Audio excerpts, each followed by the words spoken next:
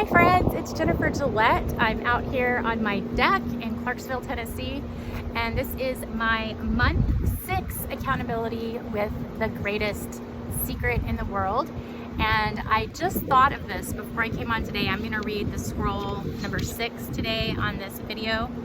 As I was getting my camera set up, I had this thought that at the beginning of this challenge in December of 2021, I said that I was going to come on every month and hold myself accountable to the 13 virtues challenge that I'm doing, where I wrote out a list of 13 virtues that I focus on, one a month, starting in December of 2021 all the way through December of 2022.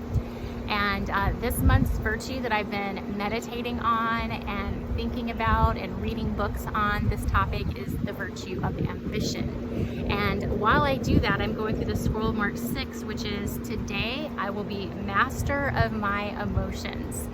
And so one of the challenges that this book gives you is to write down when you start, because there's 10 scrolls, you read one scroll every day, 3 times a day for a month, is to write down your current position or rank, and then your current monthly income, and then to double your income, so what you were making in when you started month 1, to double it over the challenge.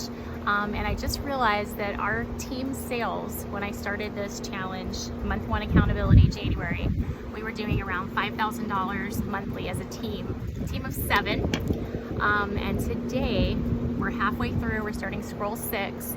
Our team has tripled, not doubled, but tripled. We have 31 team members now, and we're doing around $10,000 monthly in production, so doubled our income in the past 6 months. So wow, just wow. The first scroll is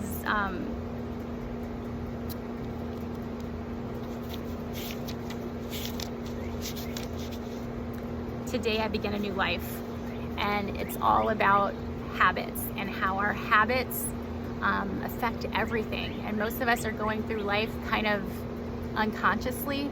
We're just kind of, reacting to things that happen to us throughout the day. We're not being proactive and being intentional with our lives.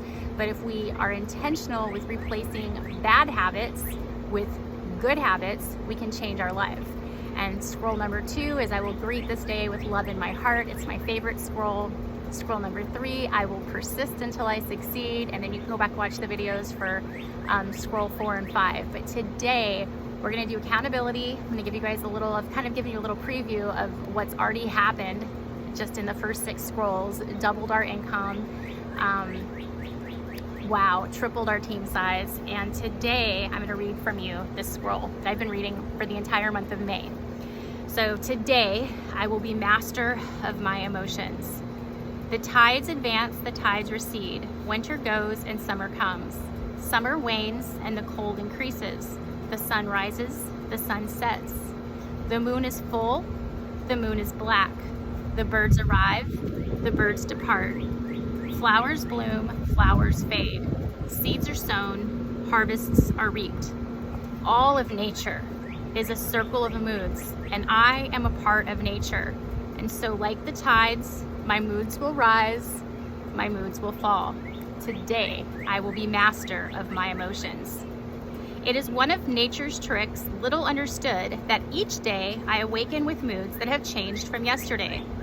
Yesterday's joy will become today's sadness, yet today's sadness will grow into tomorrow's joy.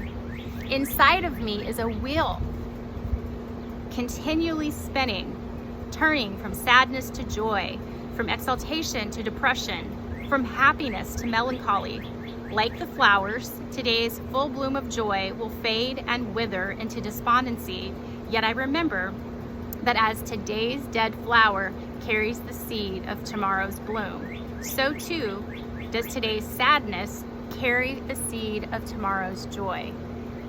Today, I will be master of my emotions. And how will I master these emotions so that each day will be productive? For unless my mood is right, the day will be but a failure. Trees and plants depend on the weather to flourish, but I make my own weather. Yea, I transport it with me. If I bring rain and gloom and darkness and pessimism to my customers, then they will react with rain and gloom and darkness and pessimism, and they will purchase not. If I bring joy and enthusiasm and brightness and laughter to my customers, they will react with joy and enthusiasm and brightness and laughter. And my weather will produce a harvest of sales and a granary of gold for me. Today, I will be master of my emotions. And how will I master my emotions? So that every day is a happy day and a productive one.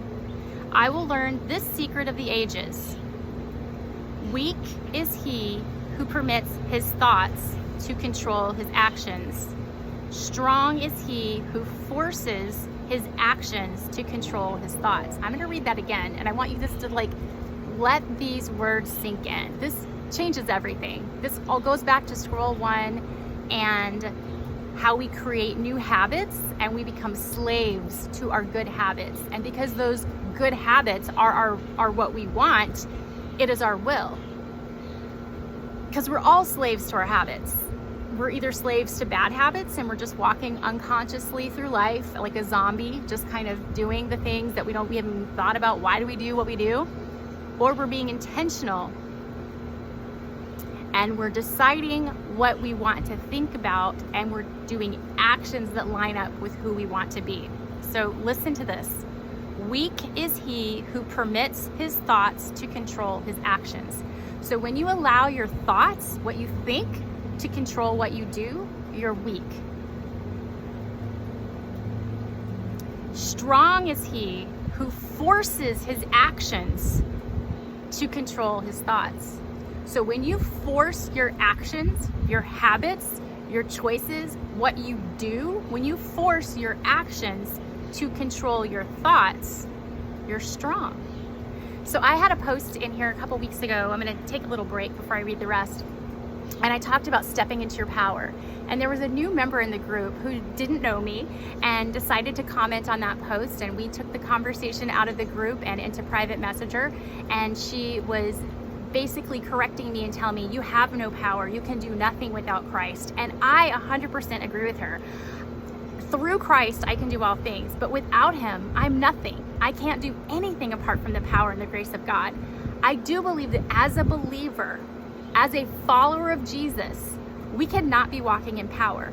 We can be walking in depression and sadness and thinking negative thoughts and thinking that we're not worthy and thinking that God doesn't even love us or that we've done something that he can't forgive. As a believer in Christ, we cannot be walking in our power. But the word says perfect love casts out all fear. God did not give you or me a spirit of fear. He gave us a spirit of power, a spirit of love, and a sound mind. So if you're listening to me today and you feel distracted, confused, overwhelmed, like life is just too much, you're not alone. We've all been there, or we're there right now, or we're getting ready to go through there. That's when we're not in our power. But when we step into the power that God gives us, when we step into that power, we recognize that God gave us a spirit of power, of love, and a sound mind. The double-minded man is unstable in everything he does. But when you are single-minded and you forget all things and you focus on what's ahead of you, you have a stable mind, okay? And the scripture says, don't think of yourself any higher than you ought, but think of yourself in accordance with the measure of faith that's been given to you. So we're told in scripture to think highly of ourselves. It says, do not think of yourself any higher than you ought. You ought to think highly of yourself, but don't get drunk in your own power or your own ego. So don't think any higher than you ought, but think of it in accordance with the measure of faith that God has given you, with a sober mind, okay? We're getting kind of deep today. But each day when I awake, I will follow this plan of battle before I'm captured by the forces of sadness, self-pity, and failure. If I feel depressed, I will sing. If I feel sad, I will laugh. If I feel ill, I will double my effort. If I feel fear, I will plunge ahead. If I feel inferior, I will wear new garments. If I feel uncertain, I will raise my voice. If I feel poverty, I will think on the wealth to come. If I feel incompetent, I will remember past successes. If I feel insignificant, I will remember my goals. Today, I will be master of my emotions. And there have been several times through this past month that I would read, if I feel depressed, I will sing, and I would wake up in the morning and feel kind of depressed, feel not so great. And so I would actually make myself sing a song, and just whatever song would come to my head. Sometimes it was a top 40 or a radio song, sometimes it was a praise song, but I would just sing. I would just lift my voice and sing to the Lord. And it does change your mood. And if I feel sad, I will laugh. There were times that I would come to this reading and I would feel a little sad.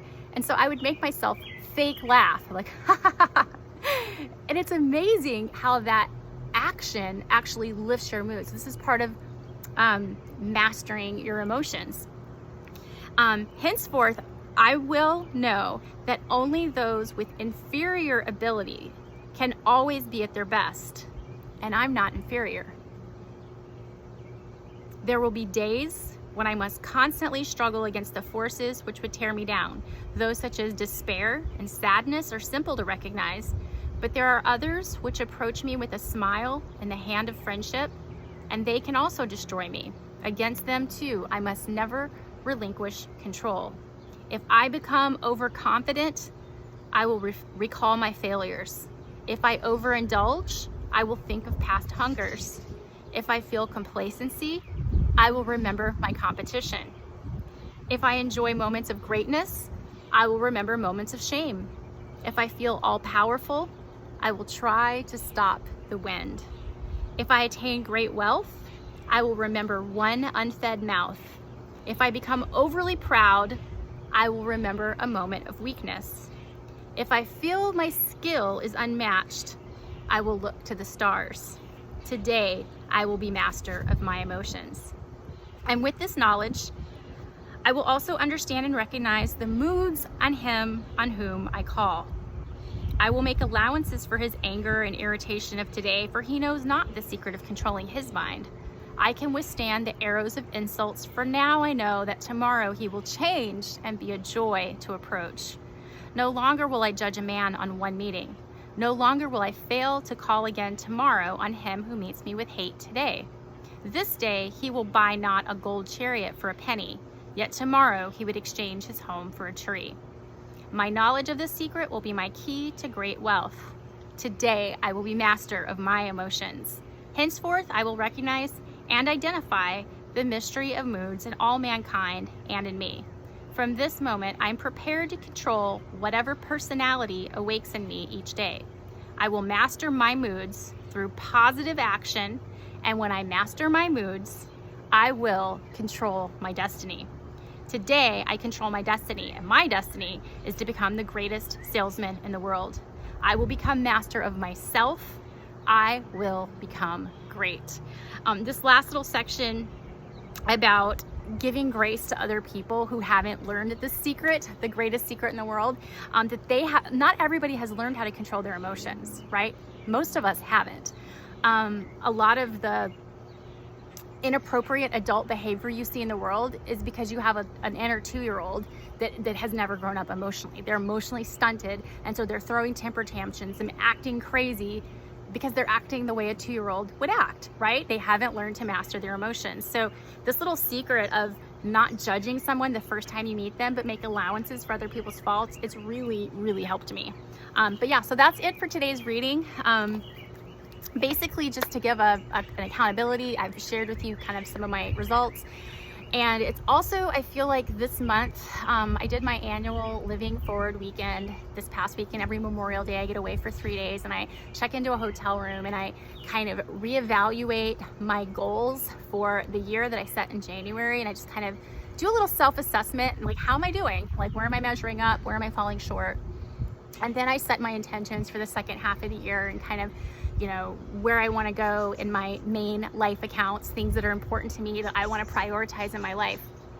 And so I did that this weekend, and God just showed up and he encouraged my spirit. And today is my first day back in my office. I went to a yoga class this morning, and my teacher is just, I love her so much.